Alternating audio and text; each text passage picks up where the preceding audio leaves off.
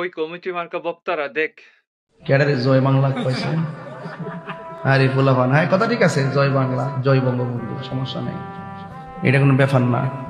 আমরা বাংলাদেশ পাইয়া খুশি, কথা বলেন ঠিক কিনা? আমরা বঙ্গবন্ধুরে পাইয়া খুশি, কারণ যার ডাকে দেশ স্বাধীন হয়েছে, কথা কোন ঠিক না বেটে? এই লোকটার কি অবদান নাই?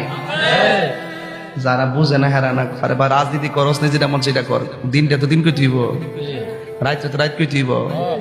কি জাদু আসিন মুখটার ভিতরে, ডাকটা দিছে, বাপরি বাপ বাপরি বাপ।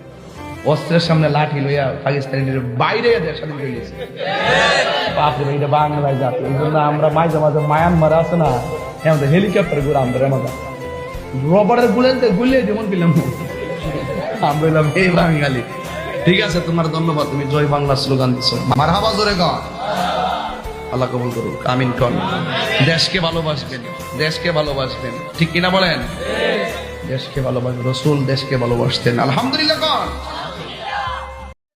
তাহিরিরে দেখ, তাহিরিরে তোরা যে কত কথা বলস, তাহিরির ভিতরে যে কত দেশপ্রেম আছে দেখ, তাহিরির দেখলে বোঝা যায়। তাহিরির কথা শুন, তাহিরির ভিতরে যে কত দেশপ্রেমিক আছে। তোরা তাহিরি নিয়ে কথা বলস, তাহিরির পায়ের যে জুতা, সেই জুতার মানে তাহিরির পায়ের যে স্যান্ডেল, সেই স্যান্ডেলের যোগ্যতা দেওয়া হইছস তা এখনো।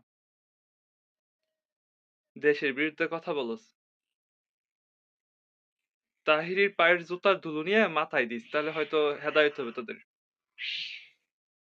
আর যাদের দেশের প্রতি টান নাই, যারা দেশের প্রতি ভালোবাসা নাই, তারা কে দেশপ্রেমিক আর তারা কে মানুষ? একটা মানুষ যে মাতৃভূমির প্রতি যার টান নাই, মহব্বত নাই, সে তো মানুষের কাতারে পড়ে না, অমানুষের দল সব।